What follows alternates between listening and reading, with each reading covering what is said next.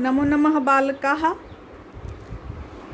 अद्य वयं पाठ्यपुस्तिकायाः द्वितीयं पाठं पठिष्यामः, यस्य शीर्षकः अस्ति बिलस्य वाणी न कदापि मे श्रुता। बिलस्य गुफा की वाणी आवाज़ को न कदापि, कदा जोड़ अपि, कभी भी, न नहीं, में, मेरे द्वारा, श्रुता सुनी गई। तो मैंने कभी भी गुफा की आवाज़ नहीं सुनी।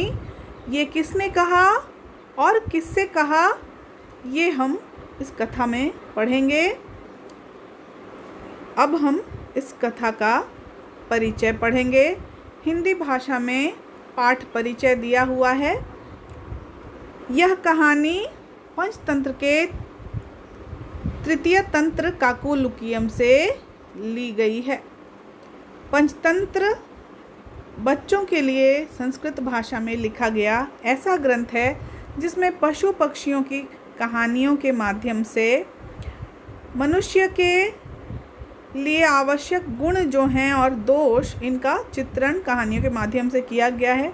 क्योंकि बच्चों का संवेदनशील मन जो है वो किसी भी बात को सहजता से स्वीकार नहीं करता। आसानी से बच्चे कोई भी बात नहीं मानते। जैसे कि अगर हम कहें कि सच बोलना चाहिए तो उनके मन में प्रश्न उठता है कि आखिर क्यों बोलना चाहिए। लेकिन जब कहानी के माध्यम से उन्हें बताया जाता है तो वो स्वाभाविक रूप से उसको ग्रहण कर लेते हैं। तो इस प्रकार की कहानियाँ, पशु पक्षियों की कहानियाँ, बच्चों के लिए मनोरंजक कहानियाँ पंचतंत्र में दी गई हैं और वहीं से यह पाठ लिया गया है। तो पढ़ते हैं इसका परिचय। प्रस्तुत पाठ संस्कृत के प्रसिद्ध कथा ग्रंथ पंचतंत्रम के तृतीय तंत्र काकोलुकीयम से संकलित है। तो पंचतंत्र नाम ही है इसका पंचतंत्र। पंच यानी पांच, तंत्र भाग इसके जो हैं वो तंत्र कहलाते हैं। तो तीसरा तंत्र है, उसमें काक और उल्लूक यानी कौवे और उल्लू की कहानी है और इसी वजह से उसका नाम पड़ा है काकोलुकीयम। इस पाठ के बाद जो योग्यता विस्तार अंत में जो दिया है वहाँ पर पाठ पंचतंत्र ग्रंथ का परिचय दिया हुआ है बच्चों, वहाँ से ज़रूर पढ़ लेंगे कि इसके 5 तंत्र कौन कौन से हैं, बताया गया है उसमें। तो काकोलुकीयम से ये पाठ लिया गया है। पंचतंत्र के मूल लेखक विष्णु शर्मा हैं। यानी पंचतंत्र के तो बहुत सारे ग्रंथ इस नाम के हर अनगिनत भाषाओं में अनुदित हैं, अनुवाद रूप में है, लेकिन मूल लेखक जो हैं, वास्तविक लेखक जो इसके हैं विष्णु शर्मा हैं, जो संस्कृत भाषा में जिन्होंने लिखा। इसमें 5 खंड हैं जिन्हें तंत्र कहा गया है। इनमें गद्य पद्य रूप में कथाएं दी गई हैं। तो कहानियाँ और कविताओं के रूप में कहानियाँ दी गई हैं और उन कहानियों के माध्यम से मनुष्य के गुण और दोषों का वर्णन किया गया है, जिनके पात्र मुख्यतः पशु पक्षी हैं।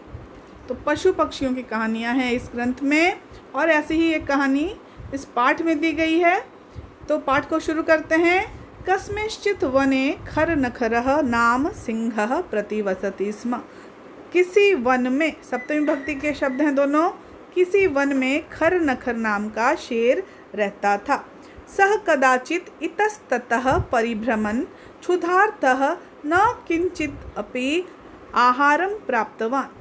वह कदाचित, कदा यानी कब और कदाचित यानी कभी, तो कभी इतस्ततः इधर उधर, परिभ्रमण, तो परि जोड़ भ्रम जोड़ क्षत्रिय प्रत्यय है, करते हुए, घूमते हुए, भ्रमण करते हुए, तो इधर उधर घूमते हुए। क्षुधा जोड़ आर्तः, दीर्घ संधि है बच्चों, भूख से पीड़ित होकर, न किंचित अपि आहारम प्राप्तवान, न किंचित अपि कुछ भी, किम यानी क्या और किंचित इसमें भी चित्त लग गया, तो कुछ भी आहार उसने नहीं पाया।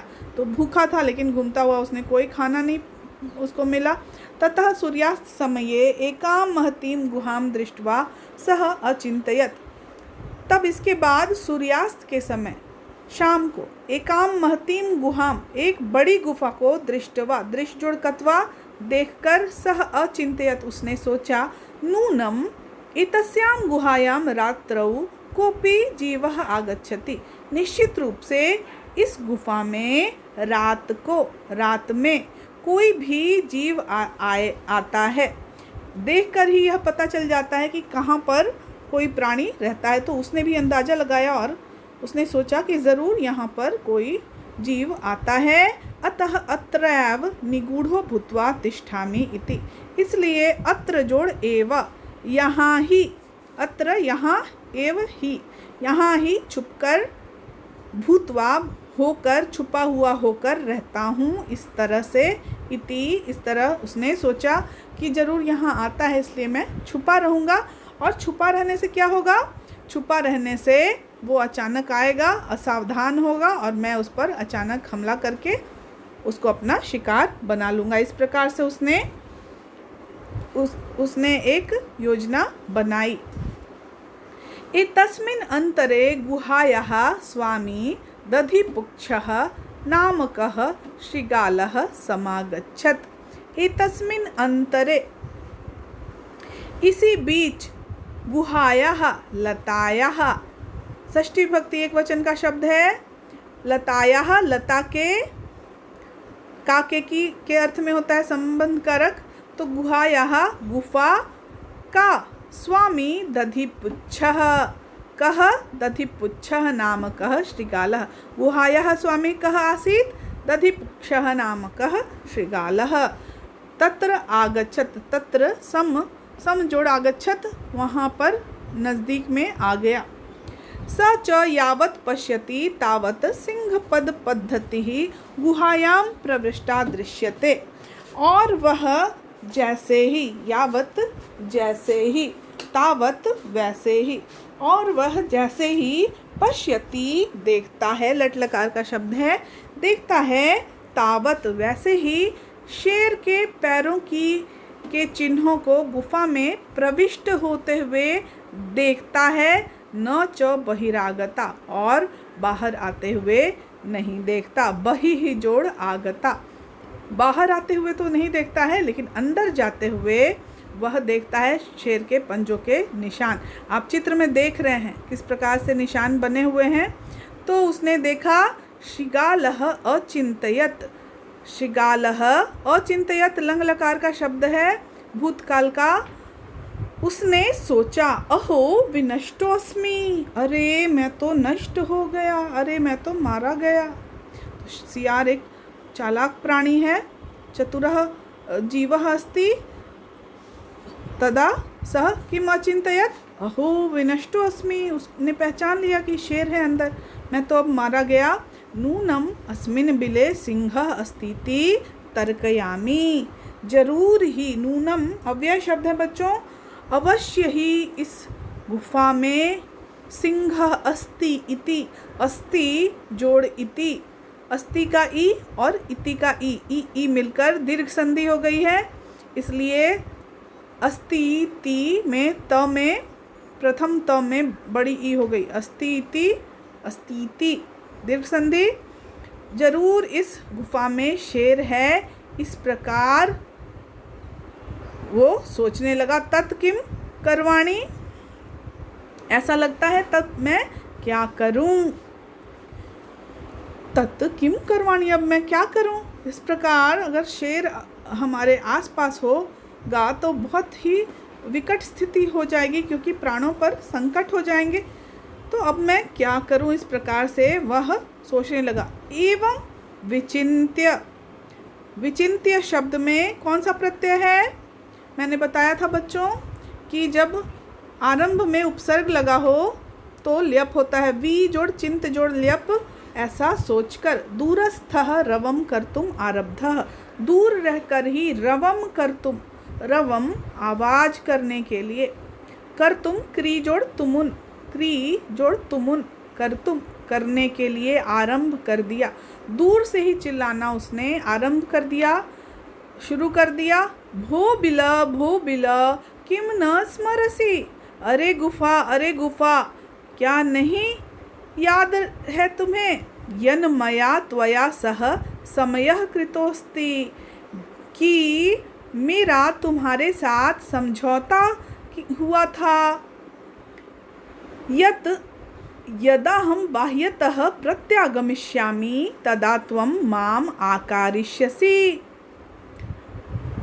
तो समय, जो समय के लिए, वक्त के लिए यहाँ नहीं है, यह समझौते के लिए है, वादे के लिए है। तो मेरा तुम्हारे साथ ऐसा वादा हुआ था किया गया था तुम्हारे द्वारा, कृतो अस्ति किया गया था, यत की अव्यय शब्द है कि, यदा अहम जब मैं बाह्यतः बाहर से, बाह्यतः तसिल प्रत्यय है अपादान कारक के अर्थ में, बाहर से प्रत्यागमिष्यामि प्रति आगमिष्यामि लौटूंगा, तदा त्वं माम आकारिष्यसि तब तुम मुझे बुलाओगी।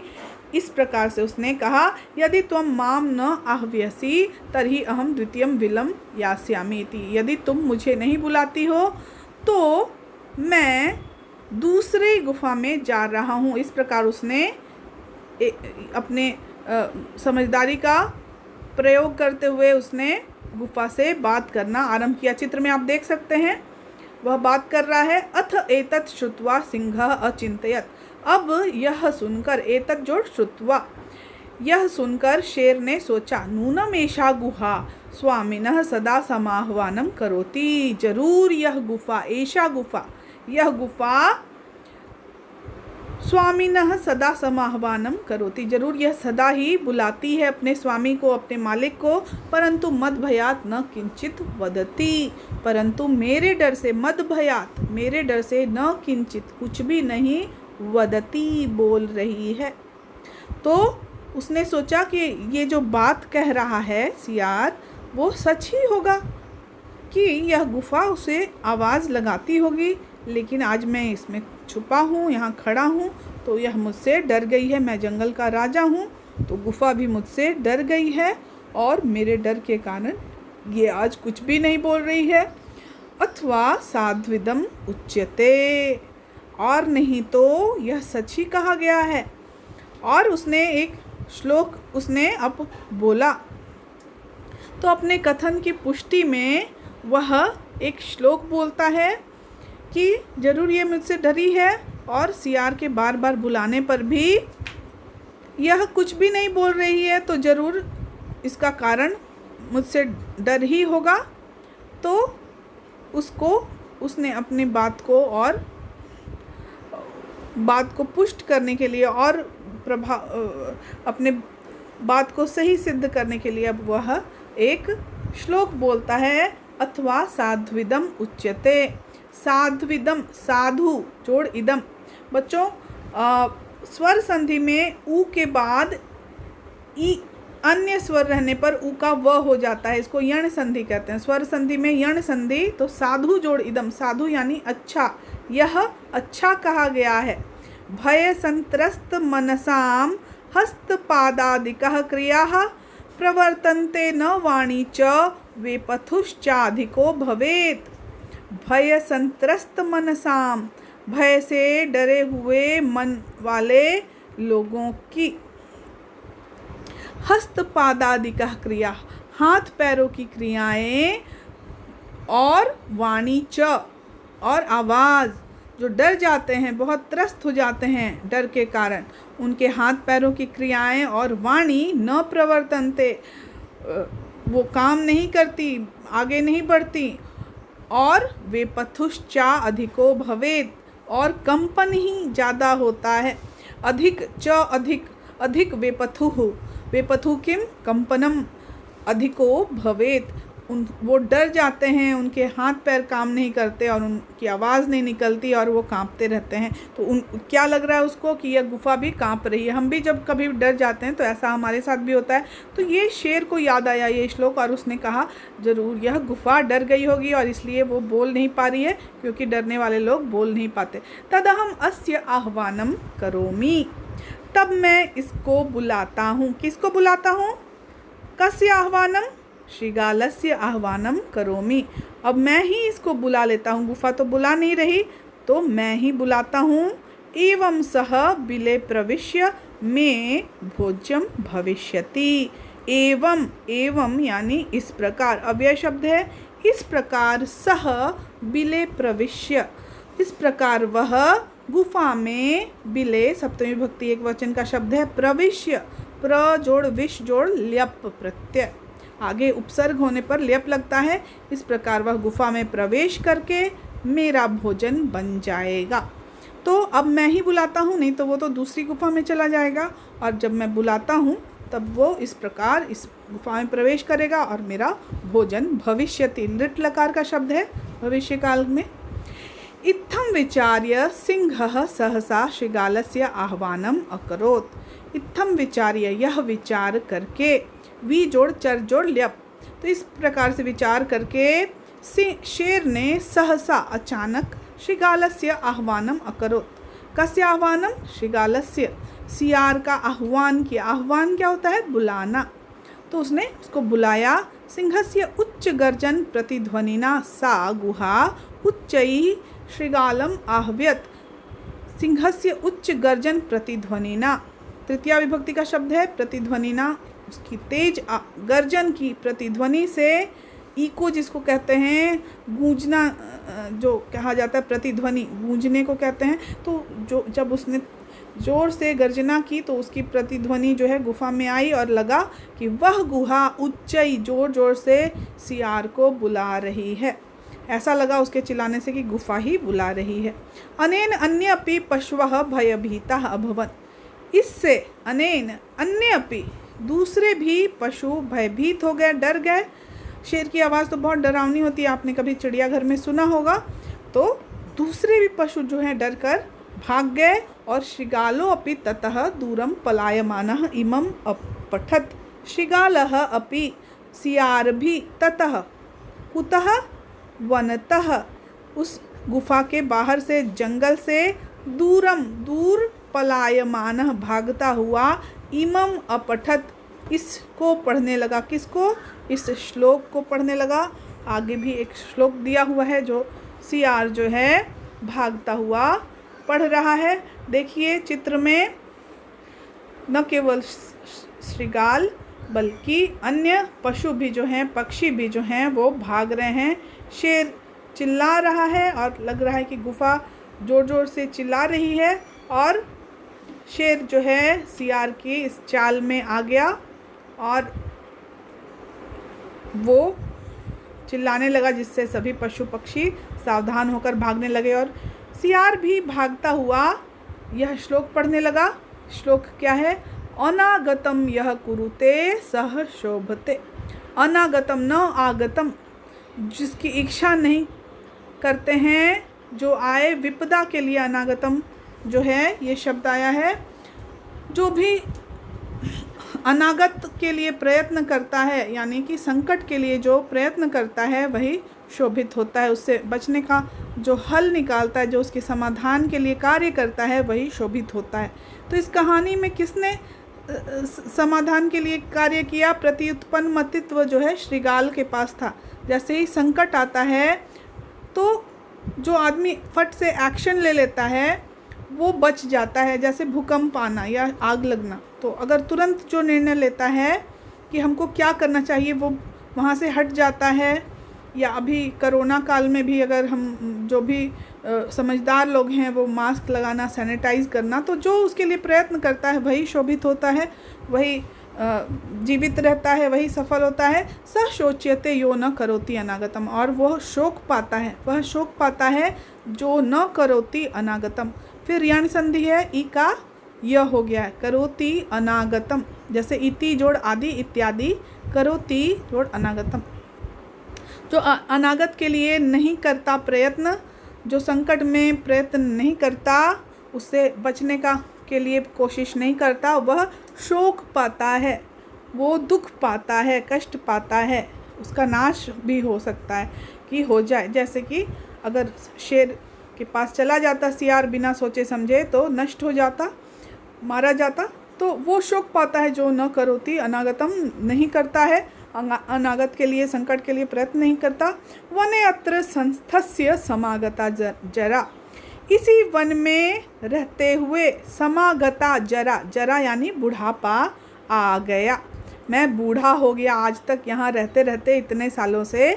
बिलस्य वाणी न कदापि में श्रुता, लेकिन गुफा की वाणी, आवाज़ न कदापि में श्रुता, मेरे द्वारा कभी भी नहीं सुनी गई। मैंने कभी नहीं सुनी, आज तक मैं यहाँ बूढ़ा हो गया, मैंने कभी गुफा की वाणी नहीं सुनी। इस प्रकार शेर का मजाक उड़ा रहा है, उसका व्यंग्य करता हुआ कि आज तक हम नहीं सुने और आज गुफा चिल्लाने लगी।